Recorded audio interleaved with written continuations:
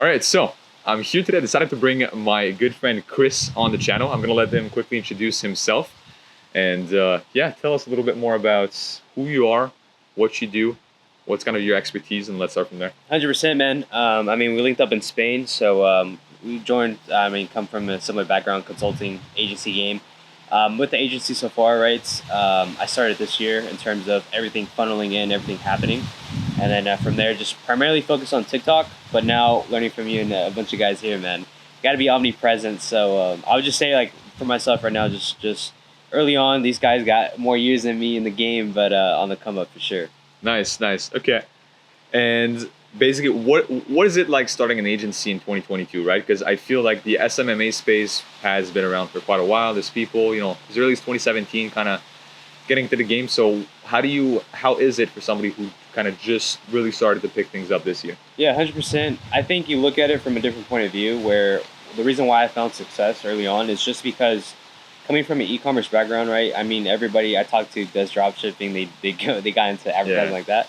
But I took a different approach in terms of just studying marketing as a whole, learning from other, I'd say, agency owners that handle the marketing side of it, learning the fundamentals, and then from there you implement that into whatever platform you're utilizing. The same, I would say, habits or same emotions. That's what you're targeting to get purchases at the end of the day. So if you come from that background of just studying marketing as a whole, you can implement different stuff in terms of any platform, and that's how you go about getting client results. Because what I see with the agency so far, right? A lot of people think it's fast money. You can work from home or whatever, which it's true. But the thing is, like, if you don't have a quality service, your clients leave you after 3 months or after a month. You have to build a real business at the end of the day. And you're talking about learning. You're talking about applying marketing principles to the advertising space. So where did you learn those? Is this through online education? Is essentially where did you come across these? Yeah, online education, right? Just talking to, like I mentioned, agency owners, talking to those guys, but also like learning from clients. I think every client brings a different scenario in terms of what they sell, and you have to, I don't know, you learn from media buyers, you learn from people in your network, you learn from the talent you hire on, and if you're building a real business, you yourself, what I see it is you can't be the expert in any field, right? The talent should be better than you because you're always learning from those guys. So I learned from clients, learned from media buyers, learned from everybody on my team, and just constantly just kind of asking questions. Okay. And when you first started, did you start delivering the service yourself, or did you have team members that, because as you mentioned, you wanted to learn from others in the field. So did you learn from people that you hired, or how did you kind of get started with that with that space? Yeah, I just went the fast approach. I hired a media buyer, learned from that guy, and he taught me that in terms of how to set up campaigns, how to go about Facebook, and started with Facebook, now pivoted to TikTok. So nice, same process. I actually started a very similar way. I back in 2021, that was it essentially. How when we pivoted to e-commerce marketing, hired a media buyer that was actually amazing. He came inbound, funny enough. He found me through the content actually. Guy was amazing, Felipe. If he's watching this, and I learned a lot from him. Then, courses and applying everything. Something happened to me though back then. It was he left at some point, and there was a gap of time where there's no one else on the team. So I really had to step up, and that honestly kind of put my back against the wall, and I really had to apply a lot of the principles I had learned. And so it's kind of similar background on that front. And now that you've been in the game for a couple of months, what do you think? After speaking to a couple clients, closed a couple clients, you're working with a few e-commerce brands now. What do you think are the biggest problems that you see right now within the e-commerce space? It just comes down to content at the end of the day, right? I see marketing platforms, Facebook, Instagram, they're trying to copy this TikTok realm of UGC.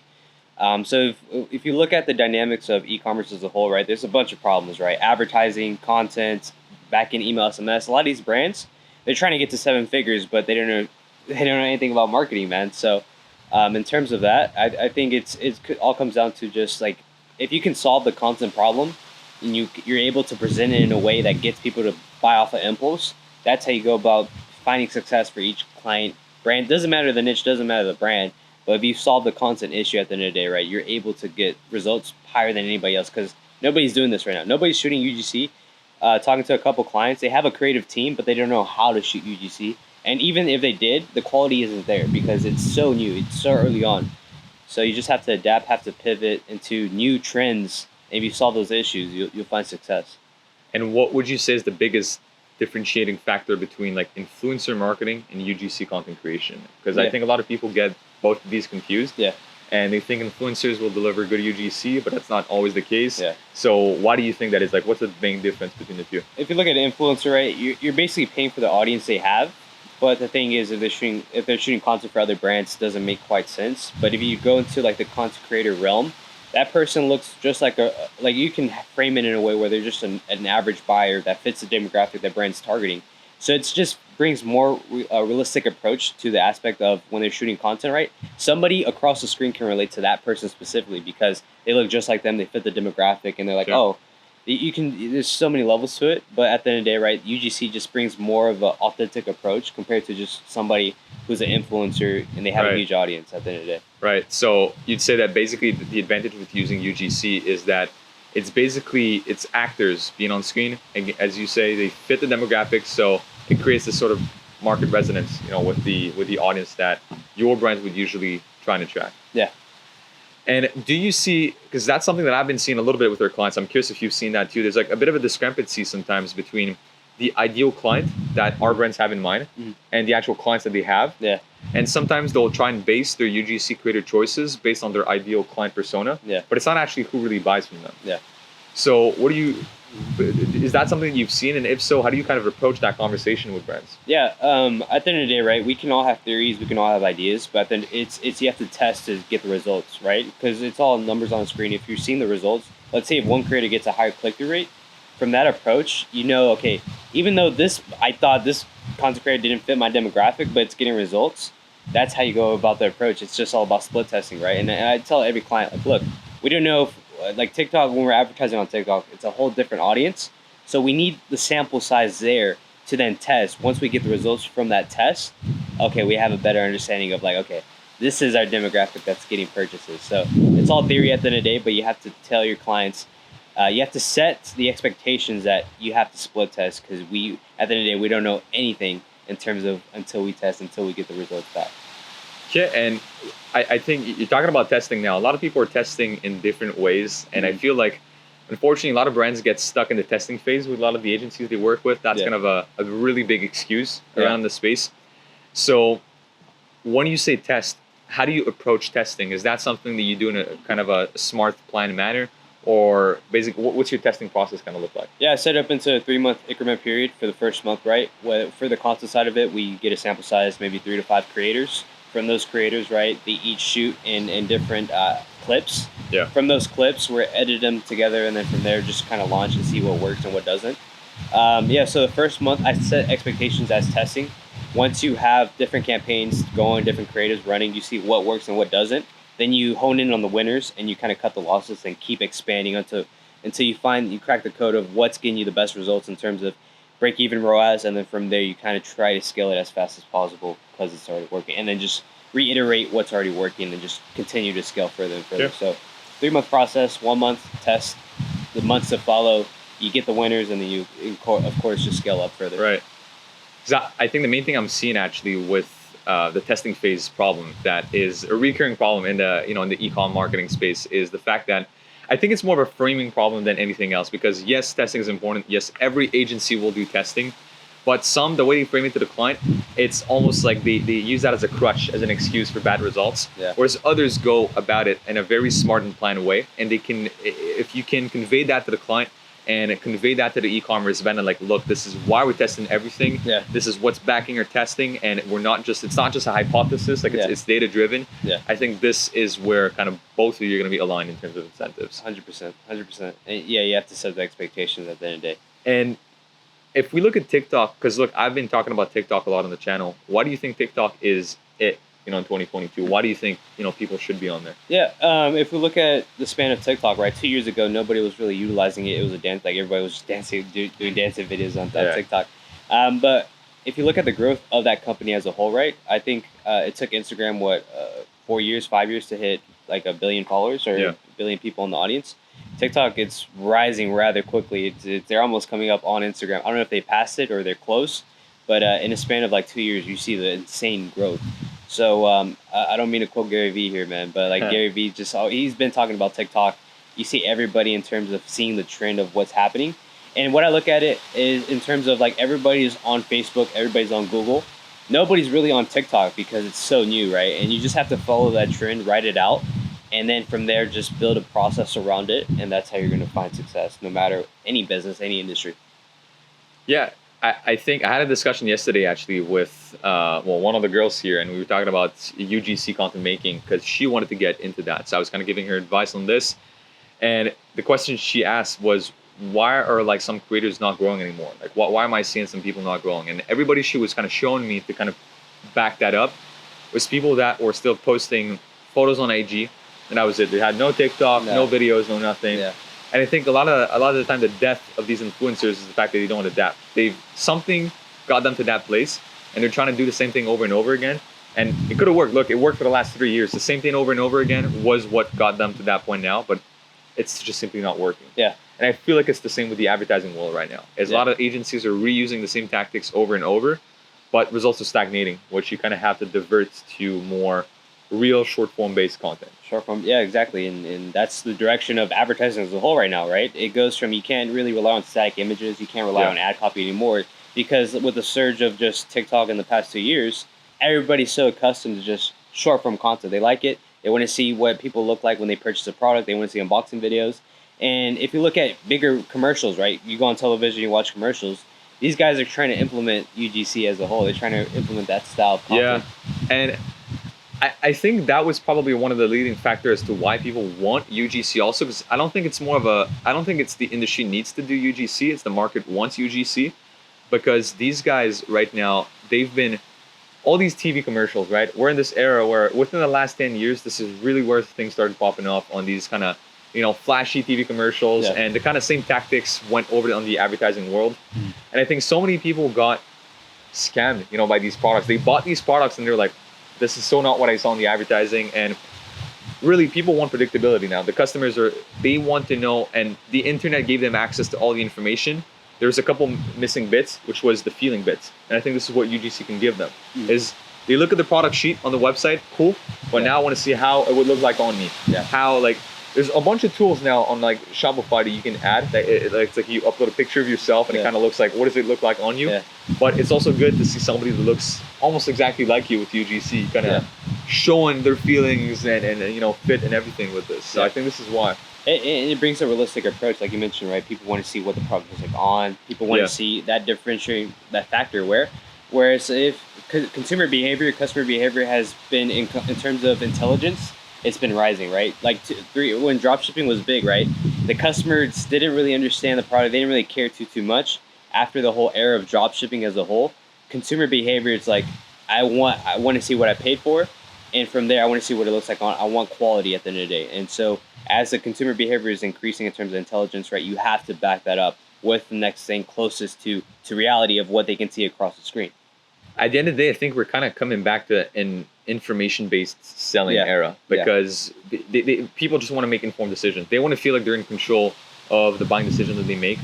This is why you got the now on these Shopify websites, the size fit for fashion brands. You have this upload the picture, you see it on yourself. You have all these testimonials. Like, they want to be informed whenever they make a purchase. They want to be they want it quick. Also, which is also another topic that we could discuss another day. I think this whole shipping thing could be Amazon, bro. Amazon changed the game, man. They did. I made a video recently on that actually, because like Shopify partnered, they acquired Deliver, which they're now like in the North America. I think it's 2-day delivery shipping if you go through Shopify fulfillment. So look, they're trying to compete with the Amazons of this world. So they're still not there with the same-day delivery though. But Amazon's always on top of it with this. And when it comes to TikTok, do you need as a brand to do TikTok organic, or could you just hop on there and do ads? So we've been testing with clients right now, right? We're trying to crack the code with TikTok in terms of what's a strategy we can implement across the board that gets results. What I've noticed is, like, if you have an organic presence and you run Spark ads on top of that organic presence, the conversion rate's way higher compared to a brand that's just running ads directly. So what I tell clients across the board is, like, if we're already making your content, we should go ahead and invest into your organic presence so you have an audience on top of running advertising. So what I've noticed is, like, ads only enhance where a brand's currently at. Yeah. If you have the social proof and you're getting sales organically consistently, and you run ads on top of that, that's how you really scale things up to the next level, in my opinion. Yeah, and I think also what I've been preaching over and over again is repurposing. I'm just gonna give it a minute actually, because The wind? yeah, it's too much wind. I know it's gonna pick it up. Yeah. So I've been preaching a lot about repurposing actually, because TikTok content you use for ads is very similar to content you can use organically. Yeah. Which, funny enough, you can also use that content on Reels. Yeah. And guess what now? YouTube Shorts is popping up. Oh, YouTube Shorts. And now there's YouTube Short ads that just recently launched. I love So it's it. like one piece of content, instead of having a brand like before, which they had to pay their creative agency to do an ad for, you know, a banner on Google display. Yeah. Then they had to make a YouTube video about that to run a YouTube video ad. Yeah. Then they had to do something differently for Facebook and for Instagram and then Pinterest. And it's like every single platform required a different piece of content, which costed money to these brands. Now it's like one piece of content you do, you're going to tap into different pockets of a similar audience across different platforms. Yeah. So repurposing content saves them money at the end of the day and just increases results overall. So Yeah. you get a better ROI if it's on more platforms. So I do it as well with my personal brand. It's like when I shoot content, I'm not only posting on Instagram, I'm posting on TikTok. It's different audiences everywhere. If you can capture attention, especially from an e-com perspective, you're reaching so many more heights because the power of the internet, man. You can target somebody on Facebook, you can reach somebody just with short form. It's insane, man. yeah, Not a lot of people are doing it as well. Like, not a lot of brands are like. Or I remember Oura Ring was on. They're not even on TikTok. no, It's they're not. insane. A lot of big brands, I think, are kind of lagging behind on that front, especially the brands that have become a little bit bloated by corporate structure. Yeah. I feel like the lean teams that are around, like the perfect size I'm kind of seeing is teams that are around 10, 11 people working in the company. Those are the ones that have the bandwidth and have the kind of the edge, you know, on hopping there. But big brands, there's so many processes sometimes to kind of get through to get something like that approved. Yeah. And we were talking about that yesterday, a meeting that our head of partnerships had with a potential client, and that these guys, you know, we were talking about the collaboration with Paris Hilton. And talking about like this being, you know, the savior for their brand. Like this is what will take them off on TikTok as an example. But Yeah. comes back to our discussion from earlier. Influencer marketing is not the same, and going with big guys, big girls in the industry is not really gonna get you there. No, it's not. And I think also it's our due diligence. We have to educate these e-com brand owners, right? If you look at a brand owner from a perspective of they're managing fulfillment, they're managing other aspects of their business in terms of product market fit. They don't understand marketing to a T. When you go into the agency space and you understand marketing at a holistic level, you're able to educate these people to get them to the next level. Yeah, and it kind of comes back, I think, to. I'm gonna give it a sec. It kind of comes back essentially to when we talked about information-based selling earlier. Like the consumers want that on an e-commerce side of things, but guess what? Our consumers, the e-commerce brand owners, they want that too. They want to be sold through education. Yeah. It's something I talked on another podcast with Serge actually, which basically said like people get in first because of what they see, which is usual material success. But then still, like to retain them, it's through education. It's through your knowledge. It's through the back end. It's through execution. Of course. So you kind of have to sell through a little bit of both, but definitely education at the end of the day is what's going to retain someone. Of course. So just any consumers, would it be on a B2B or B2C side of things, I think is going to want that. And, like as an entrepreneur, right? If we look at other factors, the reason why I run an agency is because I love marketing. I love studying the game in terms of what other companies are doing, what can I implement, and then from there just growing my knowledge. If I were to consult, I'd have to know so much about the business as a whole, study the game, go through experience, trial and error, to then educate somebody else, right? And I feel like agency owners just getting guys that get in the space. I got a couple of friends ask me, "What do you do? How do you do it? Can you teach me that?" I'm like, "No, man. Like it's tougher than what you see on a screen. It's tougher than just launching ads, hoping to get results. You have to study the game to a T to find success with any business model. It's not for everyone." And when it comes to, because I feel like TikTok is such a new platform, right? It's still in its infancy stage. I mean, it's not the new era as it kind of was a year and a half, 2 years ago. Now it's maturing a little bit, but look, there's so many beta features that they launch every week. Like we all see these tests happening, so they're still very young. I've heard a lot of things, and we've had some so-so experiences when it comes to retargeting on the platform, because well, it's only using it's browser based. Obviously, and up until very recently, you could not even retarget your profile views. So what do you do when it comes to retargeting personally? Do you retarget on the platform, off platform, or what's your kind of take on that? I mean, this is why like I'm pivoting as well to being omnipresent, right? You can get top of funnel leads for dirt cheap on TikTok, even though the pixel isn't as in terms of the pixel on TikTok, it's a first party tracking, right? It's not really as complex as Facebook. So this is where like you get top of funnel leads for dirt cheap on TikTok, retarget on Facebook. You can even retarget that same audience on Google or whatever. This is where I'm expanding into having every single advertising channel, utilizing it as a weapon compared to just relying on one platform, just Facebook or just TikTok, right? Use every single platform. You use the data you drive from, let's say, a TikTok, then retarget that on Facebook. Retarget. It's so many tools in advertising. You can't just rely on one single platform to get results at the end of the day. Yeah, and we talked about repurposing, and I think being present on these other platforms, not only are you getting a better bang, bang for your buck, I guess, for the content pieces, but you also are more likely to have people purchase because they see you everywhere. Yeah. And finally, you take the benefits from each platform, right? Where Facebook might be better as an example for retargeting than TikTok could be. Yeah. So they both kind of work hand in hand. Hand in hand, yeah. Yeah. Yeah, I mean, and, yeah, we covered everything. No? We covered everything. So Chris, let me ask you: if people, watching this, want to find you online, where can people find you? Yeah, Instagram, Chris.Hernandez. On Twitter, on Facebook, on everywhere, man. So Chris Hernandez. Chris Hernandez, yes sir. Awesome. All right. So it was nice talking to you, man. Likewise, bro. Cheers.